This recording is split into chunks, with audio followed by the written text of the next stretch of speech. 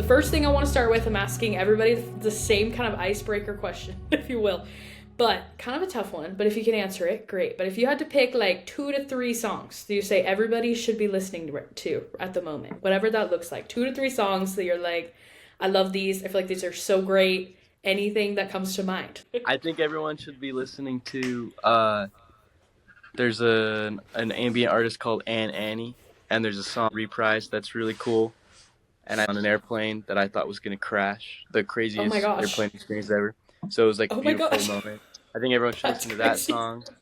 Yes, I think love everyone the backstory. That's crazy. Yeah. I think everyone should listen to Let It Be by the Beatles. It's a great song. I've been listening to that one a lot. It's a classic. And they should listen to The Strokes. That's a great answer, actually. There you go. Perfect. That's so good. I love it. I'm intrigued by that first one. Wait. So you were on a flight? What happened? Where were you going? Like, what was going on? I was flying. That sounds terrifying. Into Salt Lake. Yeah, no, it was chill. No, we made it flying though. into Salt Lake could be sketchy. I feel like that happens to me every like other flight. I'm always like, this is it for me. This is how I'm gonna go. This is it. So I'm happy you're here with us. That's good. That's great. Yeah, I'm gonna go listen to it. I'm intrigued now. I gotta go listen to it. Okay, so first thing I'm gonna ask is kind of like a really big general question. So sometimes it's like a long answer for some people, sometimes it's short and sweet. It really depends. But I always like to start with kind of giving us a quick rundown of your like music journey, if you will. That's a dramatic way to word it. But kind of how you got started, maybe when you were younger, like what got you into music all the way through to like where you are now. So like what did you do when you were younger and then to now, if that makes sense. Yeah. Well, I started playing guitar when I was like 14, I think.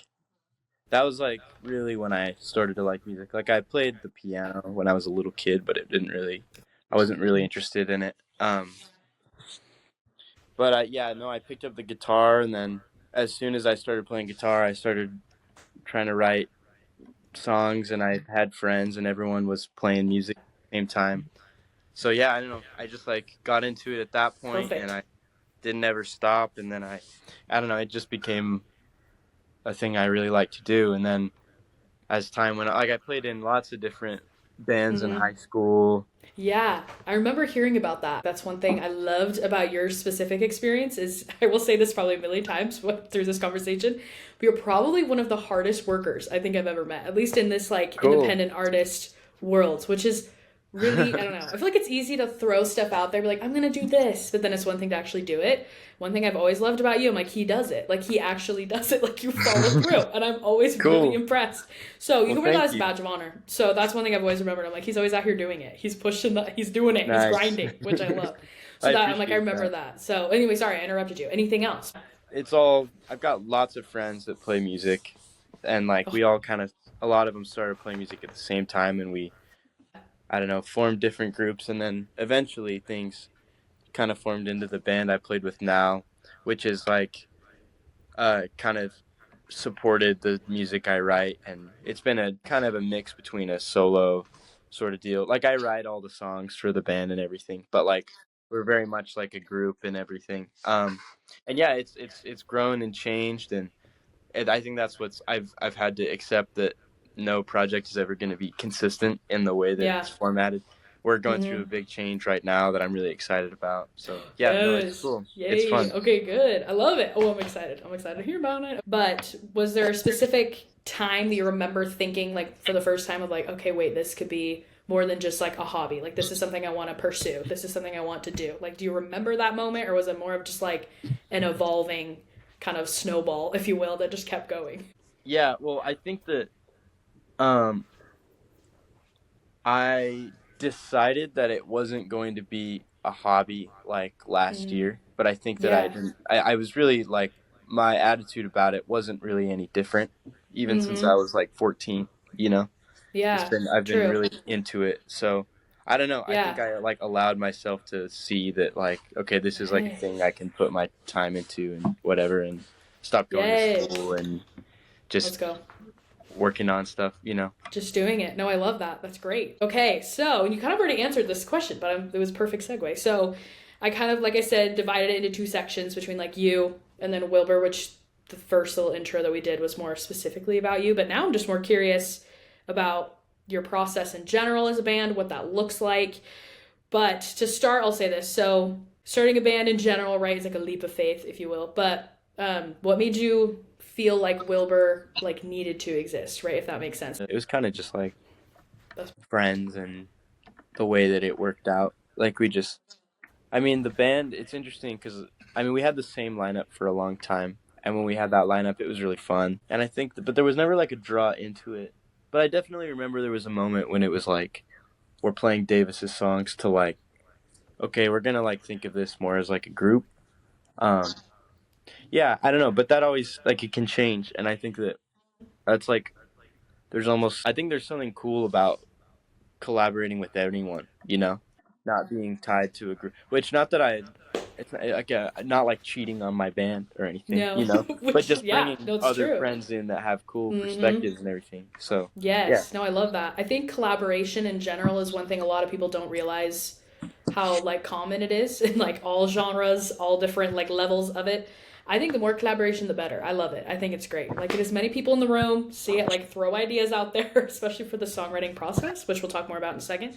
But how do you balance your own vision with like the collection of like the whole band as a group? Like how do you kind of go about that balance of like, okay, well, I want this or we want this, or do you feel like you're all pretty much on the same page and like kind of in the same wheelhouse?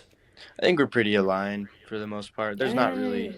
like Love. much, uh, like we don't argue very much. Yeah, I kind of oversee. I would say I kind of like come up with most of the idea. But I mean, it's like we all it's just bouncing stuff off each other and whatever. Yeah. Allowing for like it sounds cheesy, but like a safe environment for like throwing ideas out there, not being no idea's too stupid, nothing's too dumb. Love that mentality. I think that's important. Beautiful. Okay, so now I want to talk about the specific EPs because you guys have two full EPs out, right? It kind of was created out of songs I made in 2022, starting basically 2022 forward. I had like moved to Logan to go to school. I don't know. I like wrote one of the songs when I was living in Logan. I wrote uh, the other three after I came back, and then I don't know. We worked out we started playing together live with the group, the four that Fun. me, Yes. Ethan, Max, and Parker that we played with for a Yeah. while, and then yeah, me and Ethan recorded it. Max played it. I mean, yeah, we recorded the parts, and then yeah, Ethan produced it. He took it to a place that was really interesting that I definitely don't think Oh, I would have taken it to. So yeah, it ended up really cool.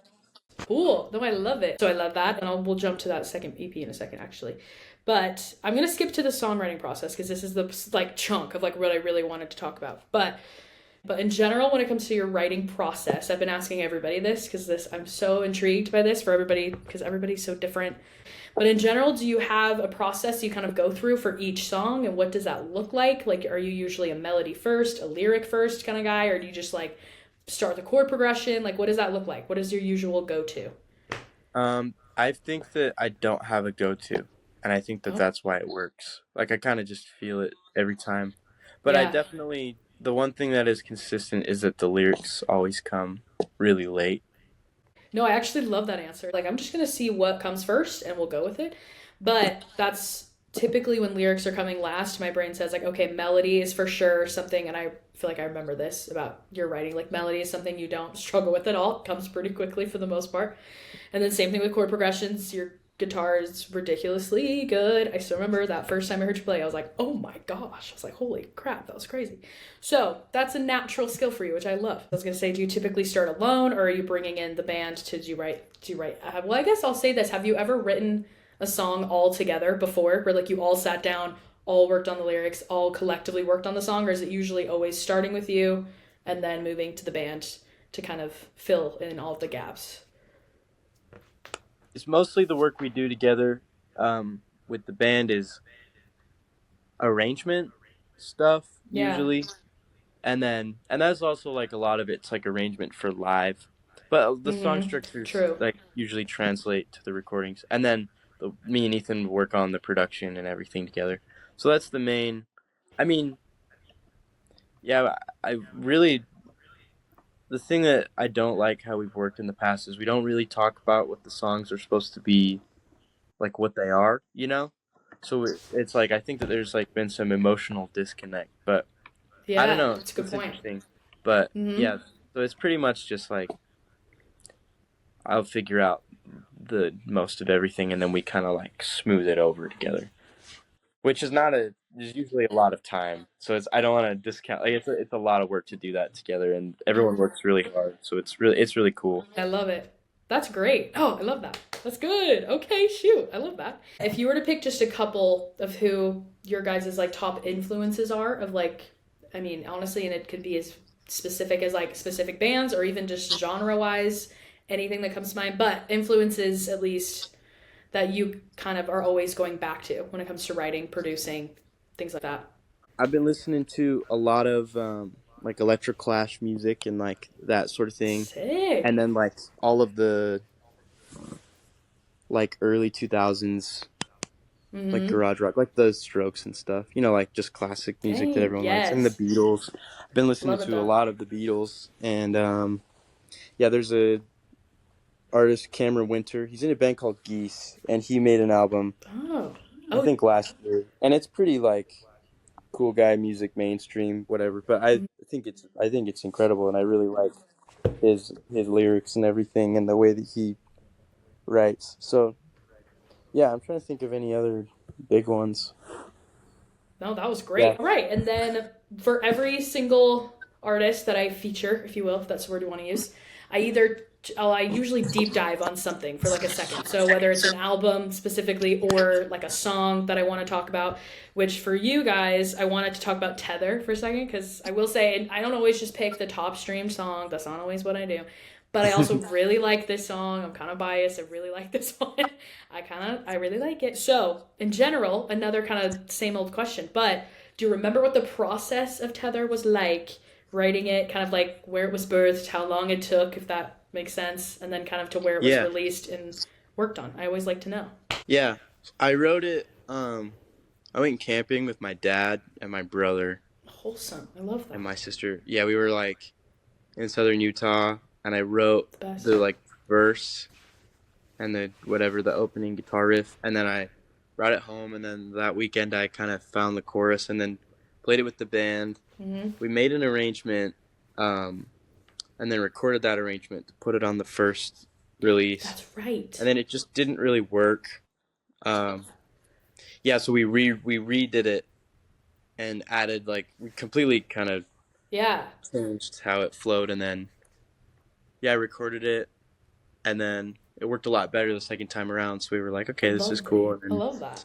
yeah, Yeah. we just put it out as a standalone and then threw it in on the On second. the second EP, which I love that. And Yeah. honestly, that's crazy. Good example to other people that even if you have a version of it you're not loving, it's okay to sit on it. It'll come out when it's supposed to come out. And then honestly, to me, now that I think about it, it looks very intentional when you're just like scrolling like through your like discography.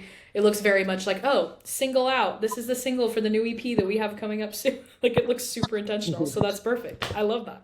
When it comes to live performing, what maybe are some of your, I don't know, not tips. That's like a really lame word to use. But I guess when it comes to performing live, like what does the prep for that show look like? I think when we headline a show, it's a lot more, the things that we think about are a lot more about like less about the performance and more about like curating the lineup and like the things that are not the music. You know, we try to make that experience cool and Yeah.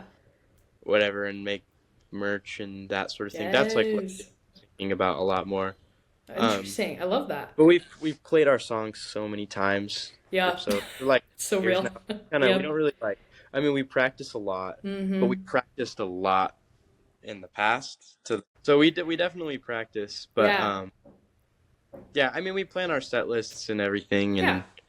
but yeah, no, That's so- great. No, that's perfect. I think that's a good point too. You're like at the beginning, it's a lot and it's a lot of time. It takes a lot of repetition, but that's the beauty of it. At one point, you're kind of just sitting in it and you're like, okay, we're good. Like we're above just water pick- yeah. and we're just We going to just pick- go through it. No, I think that's great, Yeah. which we love. So I actually really like that. Yay. Yes, Davis. Thank you so much. You're the best. Thank you so much. That was so nice of you to do that. So I'm excited though. I'm excited to see all the things. I'm excited for you. Thank you so much. I'm sure we'll be chatting again soon.